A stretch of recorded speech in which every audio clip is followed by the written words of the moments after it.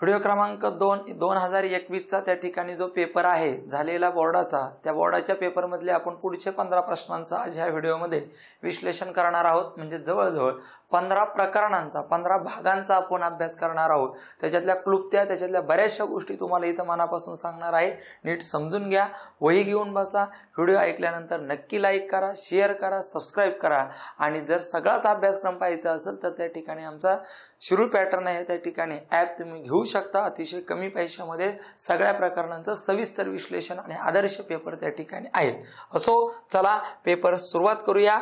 पुढचा प्रश्न पहा, या ठिकाणी काय आहे, 0.3 चा वर्ग अधिक 0.1 चा वर्ग वजा 0.2 चा वर्ग, दोन उत्तर, वर्ग, वर्गमूळ, घन, घनमूळ, घातांकावर 4 प्रश्न येणार आहेत, त्यापैकी हा एक प्रश्न आहे।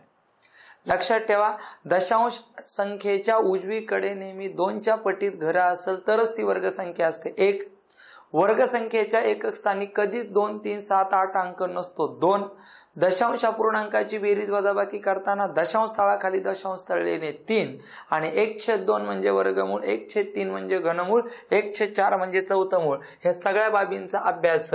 ओके, चला आता आपल्याला 0.3 चा वर्ग करायचा आहे, साहजिकच 0.09 आहे। 0.1 चा वर्ग करायचा आहे, साहजिकच 0.01 आहे आणि 0.2 चा वर्ग करायचा आहे, याचाच अर्थ 0.04 आहे। सर कस काय आलं तर बघा ना, 0.3 चा वर्ग गुणुले, म्हणजे इथं वर्ग आहे म्हणजे 3 गुणुले 3, 3 त्रिक 9, 1 आणि 1 2 घर, उजवीकडून डावीकडे 2 घरानंतर, तसंच 1 चा वर्ग 1 ते 1 आणि 1 2। आणि लक्षात ठेवा, दशांश तळाच्या उजवीकडे 2च्या पटीत घर असलं तरच वर्ग संख्या असते। उदाहरणार्थ 9 चा वर्ग 81, पण 0.081 वर्ग संख्या नाहीच होऊ शकत, कधीच नाही होऊ शकत। लक्षात, तुम्ही 0.081 चा वर्ग करू शकाल पण त्याचं वर्गमूळ निघू शकत नाही, कारण इथं 3 घर आहे 2च्या पटीत, 2 4 6 8। ओके, चला आता आपल्याला पहिल्यांदा बेरीज करायची। अतिशय फसवा प्रश्न आहे, दशांश अपूर्णांकाची बेरीज वजाबाकी करताना दशांश तळाखाली दशांश तळल्या 9 1 10 1 आणि या ठिकाणी 0, याचाच अर्थ 0.10 वजा 0.04। परत दशांश अपूर्णांकाची बेरीज वजाबाकी करताना दशांश तळाखाली दशांश तळ लिहून बेरीज वजाबाकी करा। बऱ्याच मुलांनी 2021च्या पेपरला हा शून्याचा विचार नाही केला आणि लई जण चुकले, पर्याय दिसायला तयार होता 0.6। नीट समजून घ्या, जेवढी गणित तुम्ही पर्याय तयार करा ना उत्तर, तेवढे पर्याय असतात, म्हणजे बरोबरच तयार करायचे। ओके, चला इथं 0तून 4 जात नाही, इथं झाले 10, इथं 0, 10तून 4 गेला 6, 0तून 0 आणि 0, 0.06 आपल्या प्रश्नाचं त्या ठिकाणी उत्तर झालं, पर्याय क्रमांक 4 नंबर 1। बघा, जर तुम्ही हा 4 इकडे मांडला असता घाईघाईत तर 10तून 4 गेल्यावर 6, 0.6 तुमचं उत्तर लिहायला तयार होतं। मग आपल्याला 2 उत्तरं विचारलेली आहेत। मग आता हे वर्गमुळात 0.036 आणि मग मी शिकवले पहिल्यांदा 36चं वर्गमूळ काढा 6 आणि वर्गमूळ काढताना जेवढे दशांश स्थळानंतरची घरे 4 आहे, वर्गमूळ काढताना ते निम्मे करायचे असतात। याचाच अर्थ इथं 4 घरे, 4च्या निम्म 2, उजवीकडून डावीकडे 2 घरानंतर दशांश तळ 0.06, हे एक आपलं उत्तर। सर हे का नाही उत्तर, हे तर नाहीच ऑलरेडी, कारण 36चं वर्गमूळ 1/2 चा अर्थ वर्गमूळ होतो आणि इथं 2 घरे, 2च्या निम्म 1 होऊ शकत नाही। पहिला आणि दुसरं पर्याय सारखा आहे आणि तिसरा आणि चौथा पर्याय सारखा आहे। आणि मग मला चांगलं आठवतोय 2017ला 8वीच्या शिष्यवृत्तीला बुद्धिमत्तेमध्ये वेगळं पद ओळखा असा प्रश्न विचारला होता आणि मग पहिला पर्याय होता 0.0676, म्हणजे ती संख्या नसेल पण विचारतो नक्कीच होता। दुसरा पर्याय होता 0 या ठिकाणी 1.96, तिसरा पर्याय होता त्या ठिकाणी सगळ्यात महत्वाचं 0.00 आणि पुढचा पर्याय त्या ठिकाणी होता 1 त्या ठिकाणी 21। मग आता तुम्ही विचार करा 1.21, अरे ह्या सगळ्या वर्गसंख्या, हा 26चा वर्ग आहे, हा 12चा वर्ग आहे, हा 11चा वर्ग आहे, हा 14चा वर्ग आहे, इथं 4 घर आहे वर्गसंख्या, इथं 2 घर आहे वर्गसंख्या, इथं 2 घर आहे वर्गसंख्या, इथं 5 घर आहे वर्गसंख्या नाही। दशांश तळाच्या उजवीकडे 5च्या पटीत घर पाहिजे। ओके, चला पहिला प्रश्न क्लिअर झालेला आहे। पहा व्हिडिओ क्रमांक 2 मधला व्हिडिओ जर आवडत असेल तर नक्की व्हिडिओला लाईक करा आणि नंतरच पुढे त्या ठिकाणी जा। असो, भारी भारी प्रश्न घेऊन तुमच्या समोर त्या ठिकाणी येतोय, महत्त्वाच्या बाबी तुम्हाला सांगतोय। पहा, आकृतीत दाखवल्याप्रमाणे एका चौरसाचे 4ही शिरोबिंदू वर्तुळावर आहेत. वर्तुळाची त्रिज्या 7 सेमी आहे. वर्तुळ केंद्र O आहे, तर रेखांकित भागाचं क्षेत्रफळ किती? म्हणजे वर्तुळ मोठा आहे आणि त्याच्यामध्ये जो चौरस आहे ना तो लहान आहे.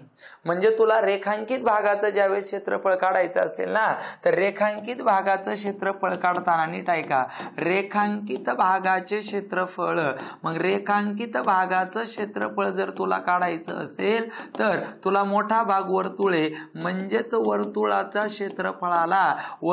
क्षेत्रफळातून 100% तुला चौरसाचं क्षेत्रफळ वजा करावं लागेल. चौरसाचे क्षेत्रफळ आपल्याला वजा करावं लागेल. मग आता वर्तुळाची त्रिज्या किती दिलेली आहे, तर त्यांनी सांगितलं O केंद्र आहे. वर्तुळात असंख्य त्रिज्या, तुम्ही असं पण म्हणू शकता, तुम्ही असं काही करू शकता. चला, पण वर्तुळाची त्रिज्या त्या ठिकाणी आहे 7 सेमी. मग वर्तुळाची त्रिज्या जर 7 सेमी आहे तर वर्तुळाचं क्षेत्रफळ काही सेकंदात 154 येतं. आपण पाठच करून ठेवलेलं आहे. वर्तुळाची त्रिज्या जर 7 सेमी असेल तर त्या ठिकाणी व्यास तुमचा 14 असतो, परिमिती म्हणजे परिघ तुमचा 44 असतो आणि क्षेत्रफळ 154 असतं. आणि मग तुझ्या मोठ्या भागाचं क्षेत्रफळ 154 झालेलं आहे. आता आपल्याला चौरसाचं क्षेत्रफळ काढायचंय. चौरसाच्या क्षेत्रफळाचे 2 सूत्र आहे, एक बाजूचा वर्ग आहे आणि दुसरं कर्ण वर्ग भागिले 2 आहे. नीट पहा, या ठिकाणी समजून घ्या. आता हा वर्तुळाची त्रिज्या झाली आणि वर्तुळाचा मी व्यास काढला. वर्तुळाचा जो व्यास काढला ना तो चौरसाचा कर्ण आहे राजा. मग वर्तुळाची त्रिज्या आपल्याला त्या ठिकाणी किती दिलेली आहे? 7. याचाच अर्थ वर्तुळाचा व्यास 100% आपला किती आहे? 14. वर्तुळाचा व्यास 14 आहे म्हणजे त्या चौरसाचा कर्ण 14 आहे. हे लई महत्वाचं आहे. इथं कर्ण आहे, ही तुझी बाजू आहे, ही तुझी बाजू, ही बाजू, ही बाजू. वर्तुळाची त्रिज्या 7 आहे, 7च्या दुप्पट करा, व्यास झाला 14. व्यास 14 झाला म्हणजे त्या चौरसाचा कर्ण 14 झाला. आणि मग आपल्याला चौरसाचं क्षेत्रफळ 2 माहित आहे, बाजूचा वर्ग माहित आहे आणि दुसरा कर्ण वर्ग भागिले 2 माहित आहे. आणि मग कर्णाचा वर्ग करायचा आहे म्हणजे 14चा वर्ग करायचा आहे आणि भागिले 2. 14चा वर्ग 196 भागिले 2, 92 18, 1 2 8 16. ओके, 98 त्या ठिकाणी तुझं चौरसाचं क्षेत्रफळ आलेलं आहे. मग तुला रेखांकित भागाचं क्षेत्रफळ काढायचंय ना, मग वर्तुळाच्या क्षेत्रफळातून चौरसाचं क्षेत्रफळ वजा कर. 154 मधून 98 वजा केले तर त्या ठिकाणी 56 चौ सेंटीमीटर आपल्या प्रश्नाचं उत्तर त्या ठिकाणी आलेलं आहे. पर्याय क्रमांक त्या ठिकाणी 3 नंबरचं. तुझे सूत्र खूप पाठ आहे, अमान्य नाहीच आहे, मान्यच आहे, पण त्याचं उपयोजन पण तेवढं तगड्या पद्धतीने करता येणं गरजेचं आहे. तू मग वर्तुळाचं क्षेत्रफळ काढशील पण तू चौरसाचं क्षेत्रफळ काढताना कठीण जाईल. समजून घे, इथं वर्तुळाची जी त्रिज्या आहे तीच ते वर्तुळाचा व्यास केला आणि तो वर्तुळाचा व्यास आहे ना तो 100% त्या चौरसाचा कर्ण आहे आणि चौरसाचा कर्ण म्हणल्यावर कर्ण वर्ग भागिले 2. ओके, चला पुढं. पुढचा प्रश्न पहा काय आहे. आकृतीत रेषा M आणि व N ह्या समांतर रेषा आहेत. DAO हा त्या ठिकाणी 60 आहे. O त्या ठिकाणी CE हा त्या ठिकाणी 35 आहे. तर आपल्याला विचारलेला आहे AOC किती.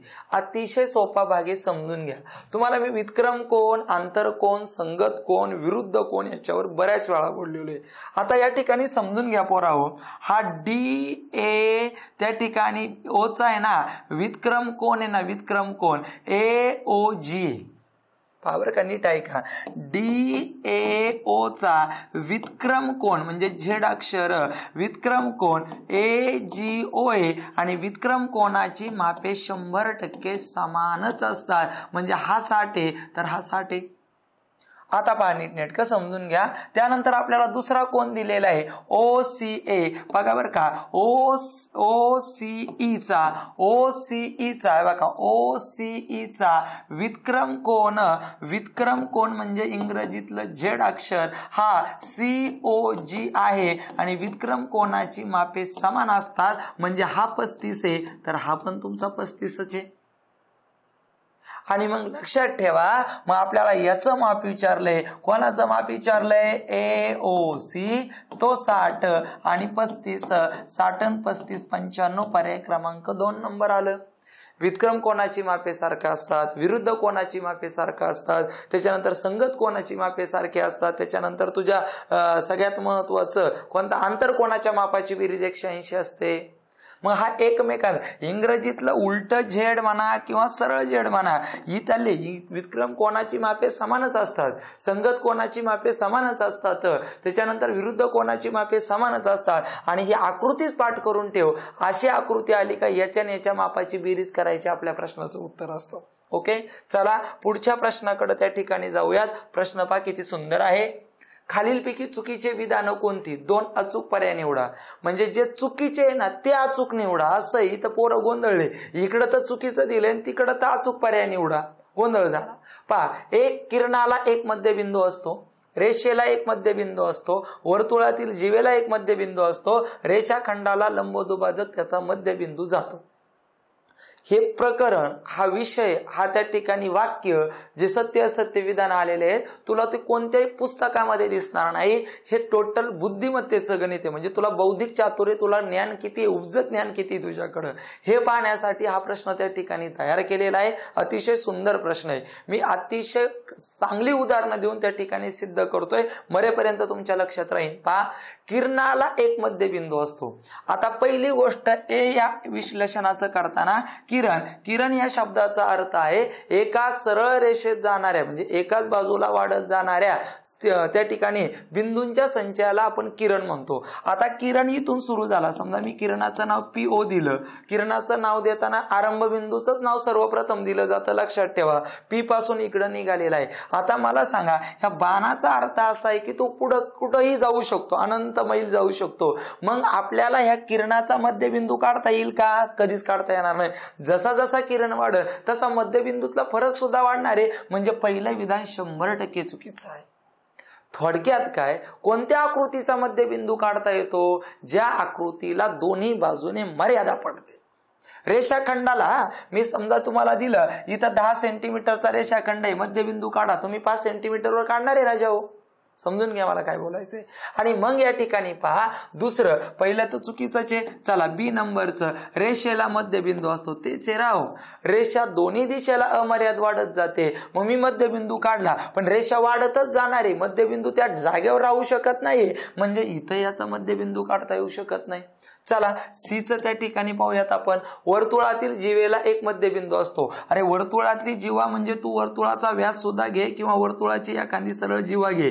जीवा ही मर्यादित आहे, व्यास ही मर्यादित आहे, त्रिज्या ही मर्यादित आहे, त्याला मध्यबिंदू. आता समजा मी व्यास घेतला, ती वर्तुळाची एक प्रकारची जीवाचे 14, त्याचा मध्यबिंदू मी 7 वर काढू शकतो, कारण ते वाढतच जाऊ शकत नाही. म्हणजे हे विधान सत्य आहे. चला, चौथं विधान काय आहे समजून घ्या. रेषाखंडाचा लंबदुभाजक त्याचा मध्यबिंदू असतो, 100% असतो. तुम्ही रेषाखंड काढा आणि त्याचा मध्यबिंदू काढा. मध्यबिंदू काढल्यानंतर हा लंबदुभाजक आहे, त्याचा मध्यबिंदू आहे ना 100%. रेषाखंड मर्यादित आहे. 12 मीटरचा रेषाखंड दिला तर तुम्ही 6 मीटरवर त्यांचा लंबदुभाजक काढू शकता. म्हणजे तुम्हाला त्या ठिकाणी मध्यबिंदू भेटू शकतो. म्हणजे C आणि D त्या ठिकाणी 100% बरोबर आहे. A आणि B चुकीचं आहे. म्हणजे तुम्हाला गोल पर्याय करायचे, 1 नंबरचा आणि 2 नंबरचा गोल.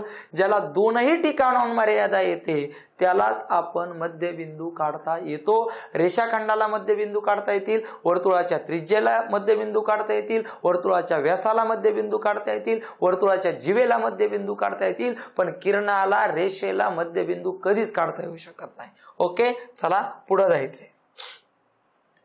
पहा, 1 + 64 A वर्ग B ह्या बैजिक राशी पूर्ण होण्यासाठी त्याच्यामध्ये कोणतं मध्यम पद मिळावं? तुम्ही 7 वर्षाचे पोराव पेपर उचकून पहा, तुम्हाला दरवर्षी या स्वरूपाचा प्रश्न दिसणार म्हणजे दिसणार. प्रश्नाचं स्वरूप दिसेल म्हणजे अंक वेगळे दिसतील, काही ठिकाणी छेद दिसेल. अजिबात घाबरू नका. ज्या वेळेस तुम्हाला मध्यम पद विचारलं जाईल, विचारलं म्हणजे ह्या वर्षी पण विचारणार आहे मध्यम पद.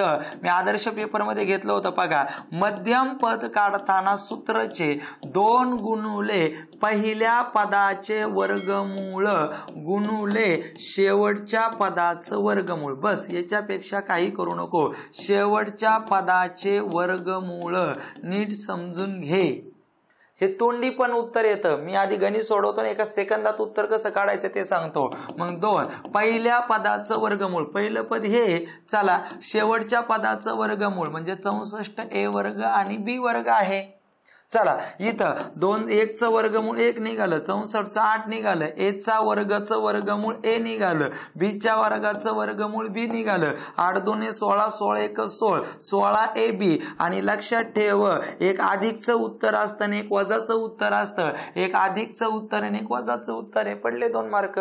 फक्त लक्षात ठेवायचंय मधल्या पदाचं वर्ग म्हणजे मधली पद काढताना 2 गुणुले पहिल्या पदाचं वर्गमूळ गुणुले शेवटच्या पदाचं वर्गमूळ. तुम्ही तोंडी काढा ना, 1 चं वर्गमूळ 1 आणि 64चं 8, 8 1 8 आणि 8 2 16 16 16 कुठे एक अधिकचं आणि एक वजाचं, खाली काही जायला नाहीचे. आणि शक्यतो बघा, म्हणजे हे सांगणं चुकीचं ठरेल पण मी सांगून जातो, जसं चक्रवाढ व्याजामध्ये सांगितलंय ना, गणित आल्यावर 1 लाख 10 लाख हीच उत्तर असतात, वेळ नाही पुरला ठोका आणायचा असेल तर. तसं हे ज्यावेळेस तुम्हाला मध्यम पदे विचारली जातील, मी परत सांगतोय वापरू नका, हे सांगणं चुकीचं ठरेल पण माझा अनुभव मला सांगतोय शक्यतो दोनही उत्तर त्या 4 पर्यायातली मोठांली असतात. आणि तुला ठोका जरी हाणायचा असेल तर तू -8 याला मारला तर +8 याला मार, म्हणजे जर वेळ नाही पुरला तुला गोलच करायचा आहे तर, नाही तर 1 16 याला मारशील आणि 1 8 याला मारशील, असं नको करू. आणि शक्यतो मोठाल्यांनाच दे, गरज नाही पडणार ठोका मारायची. सूत्र लक्षात ठेव आणि क्रिया कर, त्या ठिकाणी क्लिअर होऊन जाईल. चला पुढे जायचंय आपल्याला. बाबा कसोटी, बाकोबा कसोटी, कर्णभुजा कसोटी आणि कोबा कसोट्या, ह्या 4 कसोट्या आपल्याला अभ्यासलेल्या आहेत आपण. प्रत्येक पेपरमध्ये त्या ठिकाणी येतात. त्यांनी सांगितलेलं आहे ABC हा जो त्रिकोण आहे तो डी त्याच्यानंतर सी आणि बी या त्रिकोणाच्या कसोटीने कोणत्या कसोटीने एकरूप होतो. मी आताच बोललो 4 कसोटी आहेत, 2दा प्रश्न आलेला आहे. एकदा कर्णभुजा कसोटीवर आला, आय थिंक मला वाटते 2019 आणि नंतर 21 ला आलाय, त्याच्यानंतर काही परत आलेला नाही. बाजू बाजू बाजू एका त्रिकोणाच्या 3 बाजू दुसऱ्या त्रिकोणाच्या 3 बाजूशी एकरूप असेल तर बा कसोटी. कोबा कसोटी, एका त्रिकोणाचे 2 कोण आणि त्याच्यामध्ये असणारी बाजू एकरूप असेल तर ती को कसोटी असते. आणि एका त्रिकोणाच्या 2 बाजून त्याच्यात समाविष्ट असणारा एक कोण जर एकरूप असेल तर ती बा कसोटी असते. आणि जिथं काटकोन त्रिकोण असेल तिथं कर्णभुजा कसोटी असते. आता लक्षात ठेवा, इथं आपल्याला जे दिलेलं आहे ते या ठिकाणी याची AB बाजू आहे आणि याची CD बाजू आहे, ती एकरूप आहे. रेषा दाखवतात ना, म्हणजे शब्द पहिल्यांदी बा नक्की आहे हे नाही, 100% झालं. चला त्याच्यानंतर याचा बी कोण आणि याचा सी कोण एकरूप आहे. लाईनीत चाललो इकडं आपण बघा, इकडून इकडं आलो, इकडून इकडं आलं, इथं को दिसला आपल्याला, को म्हणजे हे उत्तर नाही आपलं. चला पुढे जायचंय. को कसोटीच नाही आणि याची ही खालची भुजा म्हणजे ABC याच्या त्रिकोणाची आणि DCB या त्रिकोणाची हे एक भुजा सामायिक आहे, म्हणजे बा. अभ्यास जर तगडा असेल, क्लिअर असेल तर पेनच टेकवायची गरज भासत नाही, सहजरित्या मार्क पडून जाता. ओके चला पुढं पहा काय दिलेलं आहे. रिक्षावाल्या काकांना मला 7 रुपये सुट्टे द्यायचे आहे, माझ्याकडे 1 2 आणि 5 रुपयाची पुरेशी नाणी आहेत, तर 7 रुपये किती प्रकारे देत आहेत. असा प्रकार उपयोजनात्मक प्रकार आहे हा, नाणी नोटांमधला नाही, तुझी बुद्धी किती चलती याच्यावर अवलंबून आहे. पहा लक्षात घे, आता मला रिक्षातून उतरलो मला 7 रुपये सुट्टे द्यायचे आहेत. आता एका सेकंदात उत्तर येतं 7 + 1 6 प्रकारे देता येतो, पण हे आपल्याला बुद्धीला तिथे गेल्यानंतर पटणार नाही. समजा आता मी तुम्हाला म्हणताना प्रश्न आला होता 1 चा घन, 2 चा घन, 3 चा घन, 4 चा घन, 5 चा घन, 6 चा घन, 7 चा घन, त्याच्यानंतर 8 चा घन, 9 चा घन आणि 10 चा घन. पोरं क्लुप्ती माहित नव्हते म्हणून सगळ्या घन संख्या करत बसले, बेरीज करत बसले, नंतर उत्तर त्या ठिकाणी आणलं 3025. गरजच काय, अरे क्रमवार नैसर्गिक संख्यांच्या घनांची बेरीज विचारली ना, पायाची बेरीज करायची आणि त्या पायाच्या बेरजेचा वर्ग म्हणजे 1 ते 10 पर्यंतच्या नैसर्गिक संख्येची बेरीज करायची 55 आणि 55 चा वर्ग 3025. कसा करायचा माहितच आहे, 5 चा वर्ग 25 आणि ह्या 5 नंतरचा पुढचा अंक 6 आहे, 6 35. तुला 75 चा वर्ग करायचा आहे, 5 चा वर्ग 25, 7 नंतरचा 8 आहे, 7 8 56, 75 चा वर्ग 5625 आहे. तसंच काही गोष्टी इथं आता सर शक्य 100% झालं. 7 रुपये सुट्टे द्यायचे आहेत ना, तुम्ही तर सांगितले ते 6 प्रकारे देता येतील. हो 6 प्रकारे देता येतील. जसं अजून एक गणित बोललो, 16 खांबातील अंतर, मी घेतलेली लिखी गणित, 16 खांबातील अंतर 480 मीटर आहे, तर 2 खांबातलं अंतर किती? पोरं काय करतात, डायरेक्ट 480 ला 16 ने भागतात. चुकलं राजा. अरे नाही बाबा, 16 खांबातलं अंतर त्या ठिकाणी 480 दिलंय ना, मग 2 खांबातलं अंतर काढताना त्या 16 मधून पहिल्यांदा एक खांब वजा कर पहिला, आणि कारण पहिला खांब 0 मीटरवर लावला जातो, आणि 15 ने भाग, 15 त्रिक 45, 3 15 2 30, 2 खांबातलं अंतर 32 मीटर आहे. ही काही गोष्टी या परत परत विचारल्या जाणार आहेत. मग या ठिकाणी आता पहा, इथं सर तुम्ही 6 प्रकारे कसे सुट्टे देणार ना. मी 5 रुपयाचं एकदा नाणं देईन आणि 2 रुपयाचं एकदा देईन, झाले माझे 7 रुपये.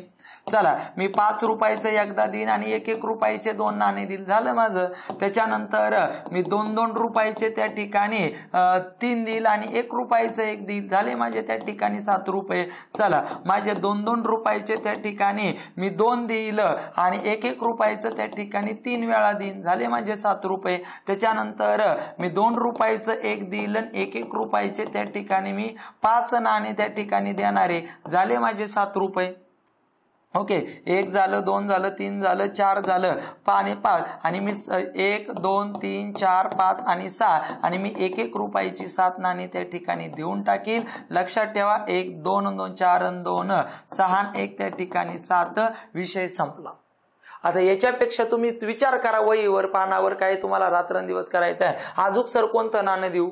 5 रुपयाचे 2 देऊ शकत नाही, 2 रुपयाचे 4 देऊ शकत नाही, 8 रुपये होतील. सरळ 7 रुपये दिले. 9 रुपये किती प्रकारे देते? 9 वजा 1 8, आणि शक्यतो तुम्हाला विषम अंकच त्या ठिकाणी दिला जाईल. असो, चला पुढच्या प्रश्नाकडे आपल्याला जायचंय. प्रश्न पहा, मध्यमान दरवर्षी येणार आहे आणि तू डोक्यातच ठेव, तुला गुणाकारच भला मोठा करायचा आणि तुला भागायचंय म्हणजे भागायचंय. ओके, पण प्रश्न अतिशय सोपा होता, पर्यायले फसवे होते, ज्याचं कालमापन नीटनेटकं आहे त्याला त्या प्रश्नाचे 2 मार्क पडणारे होते. प्रश्न सोडून सुद्धा नीट आहे का, मी जबाबदारीने बोलणारा माणूस आहे. आणि मग एका वर्गातील 20 विद्यार्थ्यांचं वजन पूर्ण किलोग्रॅम मध्ये दिलंय. खालील प्रमाणे त्यावरून विद्यार्थ्यांच्या वयाचं वजनाचं मध्यमान काढा, म्हणजे सरासरी काढा. आता सरासरीचं सूत्र काय बाळा हो? सरासरी बरोबर या उदाहरणानुसार बोलतो, सरासरी म्हणजेच मध्यमान. सर मध्यमान म्हणजे काय? सरासरी. सरासरी म्हणजे काय? मध्यमान. प्रकरण पहा, सगळं सविस्तर बोललोय. आणि मग याचे सलग मी 3-4 व्हिडिओ एकत्र घेणारे झालेल्या पेपरचे, 1-2 दिवसात तो पण व्हिडिओ येईल. मध्यमान, सरासरी. मग आता इथं बघा, एकूण वजन भागिले एकूण विद्यार्थी. एकूण वजन ह्या गणितानुसार बोलतोय हा, एकूण वजन भागिले एकूण विद्यार्थी. राईट. आता एकूण वजन नीट समजून घ्या. त्यांचं म्हणणं आहे 20 किलोग्रॅम वजन असणारे 11 विद्यार्थी त्या वर्गात, 21 किलोग्रॅम असणारे 8 विद्यार्थी. पोरं काय करतात, काय केलंय मी ते सांगतो. त्याची बेरीज करतात सगळ्या वजनाची आणि त्याला 20 ने भागतात. तुझं मरेपर्यंत उत्तर येऊ शकत नाही. वारंवारिता या शब्दाचा अर्थ होतो की राजा 20 किलो वजन असणारे 11 विद्यार्थी आहे, 21 किलो वजन असणारे 8 विद्यार्थी आहे, 22 किलो वजन असणारे 1 विद्यार्थी आहे, असे 20 विद्यार्थी आहे. सर सिद्ध करा. 11 8 19 आणि 21 कंचे भागू गुणाकार 220 झालं. 8 8 2 16 168, 22 1 22 छेदस्थानी 20. आणि मग या ठिकाणी आपल्याला त्यांची बेरीज करायची. मग 220, त्याच्यानंतर 168, त्याच्यानंतर 22, 8 2 10, 2 2 6 4 10 1 11 आणि या ठिकाणी झालं 410. 410 बेरीज झाली भागिले त्या ठिकाणी 20. चला भाग देतो, 0 गेला 0 गेला. 41 भागिले 2, 20 2 40, 1 उरला 2 5 10. राजा 20.5 किलोग्रॅम. सर कस काय किलोग्रॅम आलं सांगा? 20.5 किलोग्रॅम, कारण पूर्ण किलो मध्ये दिलंय. पहिलं उत्तर पोरांनी बरोबर लिहिलं, त्याच्याबद्दल अडचणच नाही. ते काय पाहुणे आपल्या नाही होय मारा, आपल्याला पेपर आहे म्हणजे चेक करणार आहे, ते एक उत्तर बरोबर लिहिलं आणि एक चुकीचं लिहिलं, अजिबात नाही. लक्षात ठेवा, याचं उत्तर काय आहे? 20.5 किलो आहे. 20.5 किलो या शब्दाचा अर्थ होतो 20 किलो 500 ग्रॅम, कारण 1 किलो मध्ये 1000 ग्रॅम असतात. मग पोरांचं काय झालं? पहिलं उत्तर 20.5 किलो आलं, इथं अडचणच नव्हती काही 20.5 किलो बद्दल. मग आता पोरांना वाटलं 20 किलो 50 ग्रॅम. अरे 20 किलो 50 ग्रॅम वेगळं, 20 किलो 50 ग्रॅम या शब्दाचा अर्थ असा आहे, 50 ग्रॅमचं ज्यावेळेस तुला किलोमध्ये रूपांतर करायचं ना त्यावेळेस 1000 ने भागावं लागेल, मग एका 2 शून्य आणि मग इथं तुझं ऑलरेडी 20, हे झालं 20.5, हे 20.05, याचा अर्थ झाला 20 किलो 500 ग्रॅम नाही बळच, 20 किलो 50 ग्रॅम आहे. इथं याचा आणि याचा दोघांचा सारखाच अर्थ आहे, हे 20.05 किलोग्रॅम म्हणजे 20 किलो 50 ग्रॅम आहे. इथं ग्रॅम म्हणजे 1000 किलोमध्ये 1 किलोमध्ये 1000 ग्रॅम असतात, इथं 3 शून्य दे, मग बघ ना 20 किलो 50 ग्रॅम, 20 किलो 50 ग्रॅम आणि हे दडदडीत 20 किलो, त्या ठिकाणी 500 ग्रॅम आहे ना, म्हणजे 20.5 किलो आहे. प्रश्नाचं उत्तर येऊन बरेच जण त्या ठिकाणी गोंधळले. नीट पहा, अनुभव घेऊन त्या ठिकाणी आपल्याला पेपरला जायचंय. चला पुढचा प्रश्न चक्रीय चौकोनावर आलेला आहे. अतिशय सोपा प्रश्न आहे. एकच वाक्य इथं लक्षात ठेवायचंय, चक्रीय चौकोनाच्या सम्मुख कोनाच्या मापाची बेरीज 180 असते. एका वाक्यावर 100 मार्क आहे. फक्त 50 वाक्य पाठ करायचे आणि 100 मार्क घ्यायचे. मी इथं वाक्य लिहून ठेवतो तुम्हाला स्मरणात राहण्यासाठी. चक्रीय चौकोनाच्या सम्मुख कोनाच्या मापाची बेरीज, कोनाच्या मापाची बेरीज 180 असते, 180 अंश असते. लक्षात ठेवा, हे 180 लय प्रश्न आहे. पूर्व कोनाच्या मापाची बेरीज 180, रेषे जोडीतील कोणाच्या मापाची बेरीज 180, आंतर कोनाच्या मापाची बेरीज 180. मग सर कोणाचा सम्मुख, तर लक्षात ठेव, ए चा सम्मुख सी ए आणि बी चा सम्मुख डी ए. मग ए आणि सी च्या मापाची बेरीज 180 आणि बी आणि डी च्या मापाची बेरीज 180. हा चक्रीय चौकोन आहे. चक्रीय चौकोन नेहमी वर्तुळावर सिद्ध होतो. आणि लक्षात ठेवा, आता माप कोणाचं दिलेलं आहे तुम्हाला, DCE दिलेला आहे, DCE दिलेला आहे, DCE दिलाय. किती दिलाय, इथलं माप 95 दिले आणि तुम्हाला DAB विचारलाय, DAB विचारलेला आहे, हा विचारलेला आहे. आधी हे समजून घे, हा एकमेकांचा रेषीय जोडीतील कोण आहे, रेषीय जोडीतील. मग रेषीय जोडीतील कोण आहे, रेषीय जोडीतील कोणाच्या मापाची बेरीज 180 आणि 180 मधून तू 95 वजा कर, तुझा रेषीय जोडीतील दुसरा 85 झाला, म्हणजे राजा हा तुझा 85 झाला. म्हणजे काय, सी 85 झाला. आणि आपल्याला ए काढायचा आहे. ए आणि सी एकमेकांचे सम्मुख आहे. आता हे तसं पाहता एका सेकंदातलं उत्तर आहे. 180 मधून 95 गेले, 85 किती 180, हेच तुमच्या प्रश्नाचं उत्तर. 95 विषय संपला. पहा नाही तर मग आता आपल्याला ए काढायचं आहे. आपल्याला सी चं माप भेटलं, सी चं माप 85 भेटलं, त्या ठिकाणी 180 आणि मग इकडे अधिकचं त्या ठिकाणी वजा झालं 85 आणि वजाबाकी केली ते 80 हे 15, त्या ठिकाणी 95 संपले. मार्क पडले तुला त्या ठिकाणी 2, पर्याय क्रमांक 2. किती नॉलेज सोपं आहे. रेषीय जोडीतील कोणाच्या मापाची बेरीज 180 आणि चक्रीय चौकोनाच्या सम्मुख कोणाच्या मापाची बेरीज त्या ठिकाणी 180. एवढं साधं आहे आणि हातावर क्रिया करूनच उत्तर त्या ठिकाणी तयार होतं. चला पुढचा प्रश्न पाहूया काय आहे. 7 वर्षात तिसऱ्यांदा आलेला प्रश्न आहे की जो एका सेकंदात उत्तर लिहायचा आहे. काही गोष्टी मी परत वर्षभर अभ्यास कशाचा करायचा, तर ह्याच गोष्टीचा करायचा आहे. त्याआधी गणित आवडत असतील, गणित सांगण्याची पद्धत आवडत असेल तर नक्की त्या ठिकाणी व्हिडिओला लाईक करा. तुम्हाला फायदाच होणार. तुम्हाला मेरिटमध्ये बसून देण्याची जबाबदारी त्या ठिकाणी माझी आहे.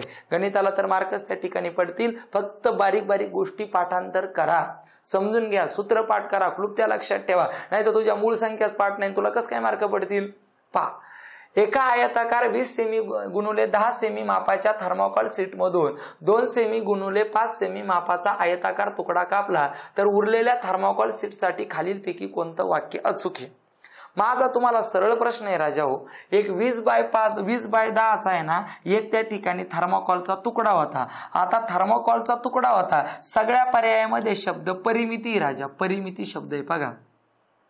आणि मग आता 20x10 त्या ठिकाणी होता ना, मग याची मी परिमिती काढली. 20 आणि 10 30 30 2 60 माझी परिमिती आली. आता इथं एक ओघत्याने बोला, एकदम लहान मुलांचा विचार करूयात आपण. समजा मी याच्यातला एक छोटासा तुकडा बाजूला काढला बरं का. आता बघा लय पोरांनी विचित्र विचार करून उत्तर लिहिले. याच्यातला छोटासा तुकडा बाजूला काढला, ते गणित गेलं मातीत. मी माझ्या जनरल विचारानं बोलतोय. याचं क्षेत्रफळ कमी होईल का? हो सर, नक्की कमी होणार आहे. क्षेत्रफळ एवढा भागच जातोय डायरेक्ट. समजा उदाहरणार्थ 2x5 चा तुकडा कापून घेतला, 5 2 10, क्षेत्रफळच कमी होणार आहे. क्षेत्रफळ कमीच होणार आहे. आणि लक्षात ठेवा, जिथं साध्या साध्या गोष्टी व्यक्त होतात त्यावेळेस तिथं काहीतरी गफलत झालेली असती, गडबड गणितामध्ये झालेली असते. आणि मग पोरं काय विचार करतात, चला आता तुकडा कापलाय ना म्हणजे परिमिती कमीच होणार आहे. नाही बाबा, तुकडा कापल्यानंतर फक्त क्षेत्रफळ कमी होतं, परिमिती तेवढीच राहते. परिमितीमध्ये अजिबात धक्का लागत नाही, परिमिती आहे तेवढीच राहते. सर असं जमणार नाही, तुम्हाला आम्हाला सिद्धच करून द्यावं लागेल. सिद्धच करून देतो. आणि लक्षात ठेवा, तुम्ही अशा स्वरूपाचं जर तुला गणित आलं आणि सांगितलं की 50 बाय 30 मीटरचा एक थर्माकोलचा तुकडा आहे, शेते त्या ठिकाणी शेते, आणि त्याच्यात त्या शेतातला 5 बाय 5चा तुकडा जर विकला तर शेताची परिमितीवर काय फरक होईल, त्यांना सांगायचं शेताची परिमिती तेवढीच राहील, फक्त क्षेत्रफळ 100% कमी होणार आहे. मग आता पहा, याची परिमिती आलेली 60, आणि आता पहा या 60 सेमीचा एक तुकडा कापून घेतलेला आहे 2 बाय त्या ठिकाणी 5चा, इथं 2 आणि इथं 5चा. बघ ना, ही तुझी 20 राहिली आहे अशीच राहिली, ही तुझी 10 राहिली अशीच राहिली, ही अख्खी इथपर्यंत त्या ठिकाणी 20, आणि हे 5 इथं 5 कापून घेतलाय आणि इथं 2 कापून घेतलाय, राईट ना. मग हे त्या ठिकाणी 5 कापून घेतलाय म्हणजे इथाला 15 आणि इथाला 5, आणि हे अख्खं 10 होतं म्हणल्यानंतर या ठिकाणी इथाला 10, इथाला त्या ठिकाणी 8, आणि हे त्या ठिकाणी 2. म्हणजे परिमिती म्हणजे कडेच्या बाजूची बेरीज, आणि कडेच्या बाजूची बेरीज आपल्याला करायची. करा, इथं 20 आणि 10 30 आणि 15, 15 आणि त्या ठिकाणी 5, सॉरी 20 आणि 10 30 आणि 30 आणि 15 त्या ठिकाणी 45, 45 50, 50 आणि 8 58 आणि 2 60. परिमिती तेवढीच राहिली. कशाला डोकं चालवतो, तुकडा कापल्यानंतर परिमिती तेवढीच राहते, क्षेत्रफळ कमी होतं. आणि परिमिती म्हणजे कडेच्या बाजूची बेरीज, हे समजून घ्या तुम्ही. परिमिती आता बघा 2024च्या पेपरला काय झालं, 2023च्या पेपरला एक गणित तुम्हाला आता त्या व्हिडिओमध्ये मी तुम्हाला सांगेलच, पण याच्या विषयी बोलतो मी थोडंसं. बघा, त्यांनी सांगितला होता एक आहे ना 14 बाजू असलेला एक त्या ठिकाणी षटकोन काढला. पहा बरं का, 2022चा पेपर तुम्ही 23चा पेपर उचकून पहा. त्यांनी सांगितलं होतं त्या ठिकाणी एक 14 सेमी बाजू असलेला एक षटकोन काढलेला आहे. षटकोन काढा आणि त्या षटकोनावर अर्धवर्तुळे काढा. 1 2 3 4 5 आणि 6, आणि त्या ठिकाणी त्या संबंधित तयार होणाऱ्या आकृतीची परिमिती विचारली होती. समजून घ्या पोरांनो, काय चुका होतात आपल्याकडून छोट्या छोट्या. हे 2023च्या पेपरला स्कॉलरशिपला आलेला प्रश्न आहे. आणि मग या ठिकाणी पहा 14 सेमी ना, 14 सेमीची बाजू असलेला, मग हा 14 सेमी त्या अर्धवर्तुळाचा काय झाला बरं, व्यास झाला. मग आपल्याला एका अर्धवर्तुळाची परिमिती काढायची. अर्धवर्तुळाच्या परिमितीचं सूत्र आहे 36 छेदस्थानी 7 गुणुले r. r म्हणजे त्रिज्या. ओके, मग 36 छेदस्थानी 7 गुणुले r, 7 आला 36. एका अर्धवर्तुळाची परिमिती 36 36 36 36 36 आणि 36 आली. आणि पोरांनी काय केलं, 36 सक 216 पहिलंच उत्तर होतं, गोल केलं ते चुकलेलं उत्तर होतं. अरे परिमिती या शब्दाचा अर्थ काय राजा, परिमिती या शब्दाचा अर्थ आहे कडेच्या बाजूची बेरीज, आतल्या नाही, कडेच्या बाजूची बेरीज. त्याच्या 216 मध्ये 14 1 14, 14 2 28, 14 3 42, 14 4 56, 14 5 70, 14 7 84 आलंय. ते नाही, 216 मधून तू 84 वजा कर, मग 21 मधून 8 गेले, ते 11 आणि ते 2 त्या ठिकाणी 13, 132 तुझं 2-3 नंबरचं उत्तर होतं. छोट्या छोट्या चुका आहे. तुझा मस्त अर्धवर्तुळाची परिमितीचं सूत्रपाठ होतं, तुला मस्त काळा हा व्यास आहे, तू त्रिज्या 7 घेतली, सारी दुनिया केली, एका अर्धवर्तुळाची परिमिती 36 आणली, 36 सक 216 केलं. पण 216 करत असताना तुला ज्या लक्षात नाही आलं, परिमिती या शब्दाचा अर्थ होतो कडेच्या बाजूंची बेरीज. ओके, चला कडेच्या बेरीज, आतली नाही. चला पुढे जायचंय. पहा या ठिकाणी पुढीलपैकी चुकीचं विधान ओळखा, असा प्रश्न त्या ठिकाणी विचारण्यात आलेला आहे. प्रत्येक मूळ संख्या ही नैसर्गिक संख्या असते. राजा नीट समजून घे राजा. आधी इथं पहिली तुझी नैसर्गिक संख्या आहे 1. नैसर्गिक संख्या सगळ्या पूर्ण संख्या असतात. नैसर्गिक पूर्ण संख्या या पूर्णांक संख्या असतात. नैसर्गिक पूर्ण आणि पूर्णांक संख्या ह्या परिमेय संख्या असतात. आणि नैसर्गिक संख्या आधी, नंतर ती सम, नंतर ती विषम, नंतर ती मूळ, नंतर ती संयुक्त, नंतर ती त्रिकोणी, नंतर ती चौरस, ह्या नंतर आहे नंतर नंतर आहे नंतर. आधी ती नैसर्गिक आहे, नॅशनल नंबर आहे. म्हणजे 1 2 3 सगळ्यात लहान नैसर्गिक संख्या 1, सगळ्यात लहान पूर्ण संख्या. सगळ्या नैसर्गिक संख्या पूर्ण आहे, लक्षात ठेवा. सगळ्या नैसर्गिक पूर्ण संख्या पूर्णांक संख्या आहे. खाली येताना आहे, वर जाताना नाही. सर्व परिमेय संख्या पूर्णांक नाही, सर्व पूर्णांक संख्या परिमेय नाही आणि सर्व पूर्ण संख्या नैसर्गिक नाही, अपवाद शून्याचा आहे. बघ ना, सगळ्यात नैसर्गिक संख्येची सुरुवात 1 पासून होते आणि पूर्ण संख्येची सुरुवात 0 पासून होते. मग 0 काय आहे? नैसर्गिक संख्या आहे का? नाही. पण 1 ही नाही पूर्ण संख्या आहे का? आहे ना. इथं 0 1 2 3 4 वाक्य लक्षात या. आणि मग आता मी बोलायला सुरुवात करतो. प्रत्येक मूळ संख्या ही नैसर्गिक संख्या आहेच. आपल्याला चुकीचं विचारलंय आहेच ना. 2 3 5 7 11 13 17 23 29 31 37 41 43 काय तुझ्या 997. अरे त्या मूळ आहे, पण ऑलरेडी ते नैसर्गिक आहे ना पहिल्यांदी. पुढं प्रत्येक परिमेय संख्या ही वास्तव संख्या असते. अरे परिमेय अपरिमेय संख्यांचाच अर्थ वास्तव संख्या यार. किती वेळा गणित झालं. पुढं कोणत्या दोन मूळ संख्येची बेरीज समसंख्या येते. कोणत्याही शब्द लय भारी वापरलाय. कोणत्याही मूळ संख्येची बेरीज. त्याच्या आधी मी खालचं वाक्य क्लिअर करतो. जोडमूळ संख्यांचा मसावी 1 असतो. बरोबर आहे. अरे जोडमूळ संख्या या समुळे 2 क्रमवार नैसर्गिक संख्या, 2 क्रमवार विषम संख्या, 2 मूळ संख्या आणि जोडमूळ संख्या ह्या सहमूळच असतात. आणि सहमूळ संख्यांचा मसावी 1 आणि लसावी त्यांच्या गुणाकारा इतका येतो. याचाच अर्थ सी नंबरचं चुकीचं आहे. तुला सी, पण सर सिद्ध करा सीच का चुकीचं आहे. सिद्ध करतो. कोणत्याही 2 मूळ संख्येची, कोणत्याही, तिथं टपलेलं आहे मांजर 2 ही मूळ संख्या आहे. 2 घ्या आणि 1 तुमची 7 घ्या, 9 होणार आहे. हे बघा ना, सम नाही. इथं शब्द कोणत्याही वापरलाय.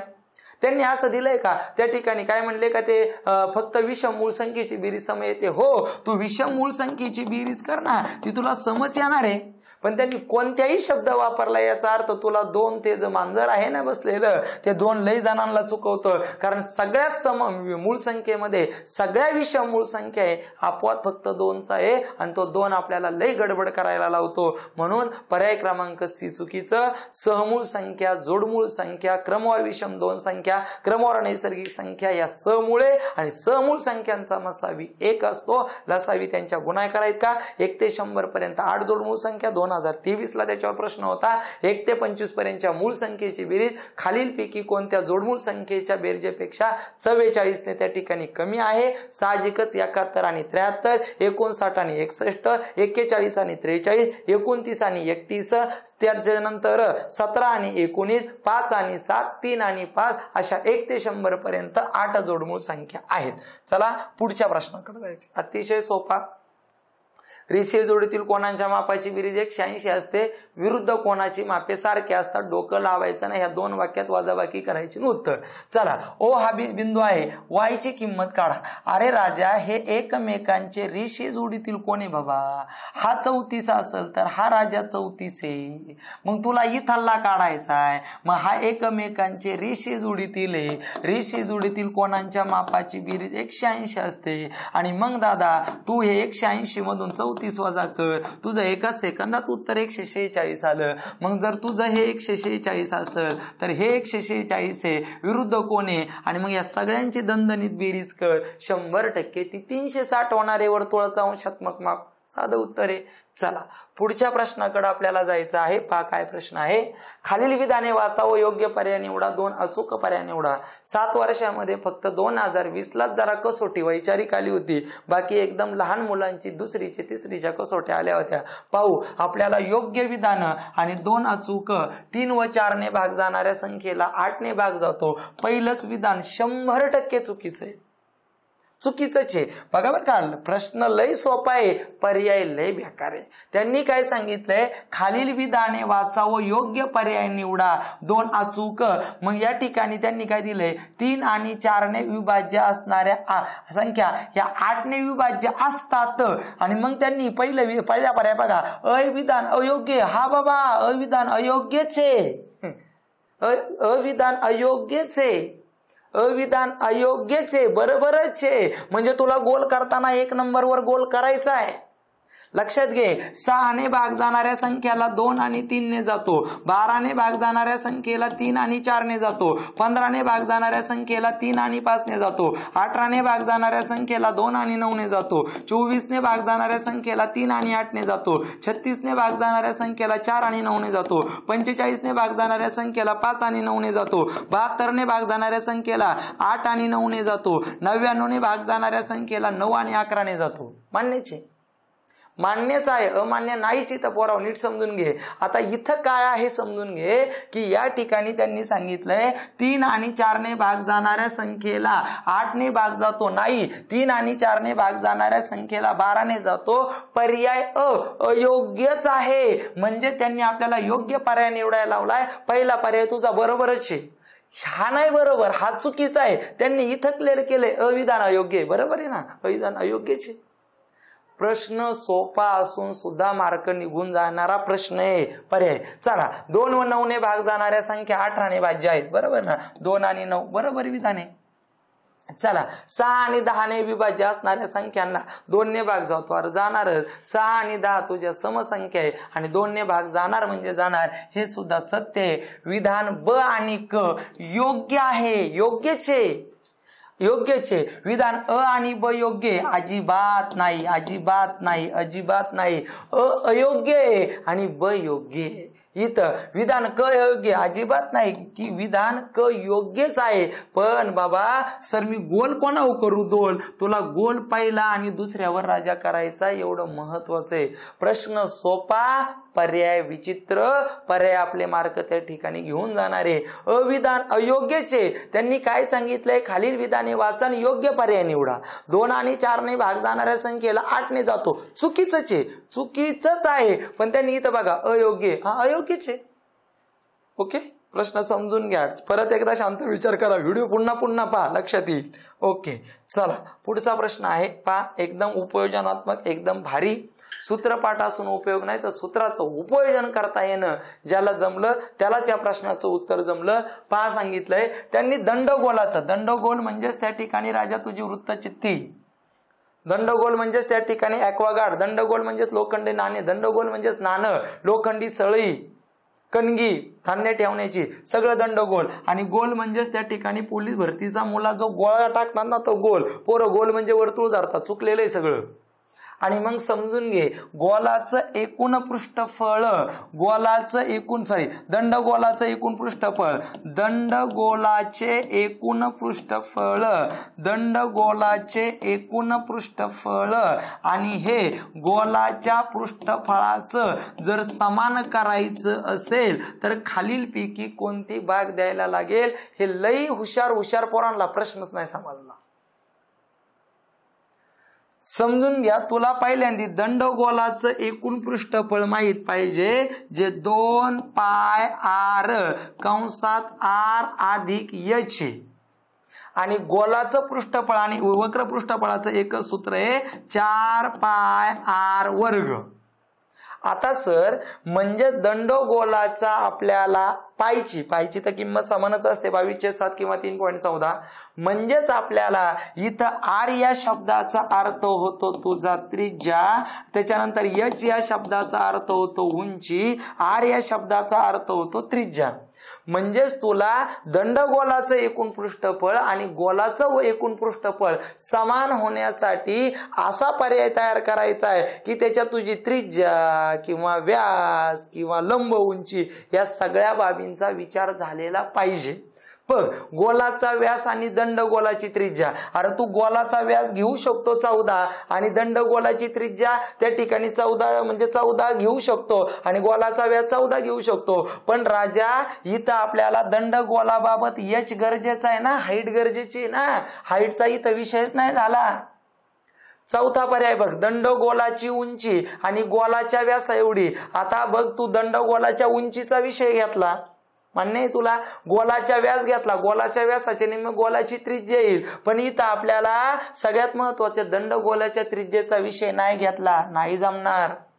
इथं दंडगोलाची त्रिज्या गोलाच्या त्रिज्याच्या दुप्पट आहे, तू दंडगोलाची त्या ठिकाणी गोलाच्या त्रिज्याच्या दुप्पट आहे, म्हणजे गोलाची त्रिज्या 7 मान, दंडगोलाची 14 होईल. पण दंडगोलाच्या हाईटचं काय, नाही जमणार. याचाच अर्थ दुसरं उत्तर. आता सर सिद्ध करा.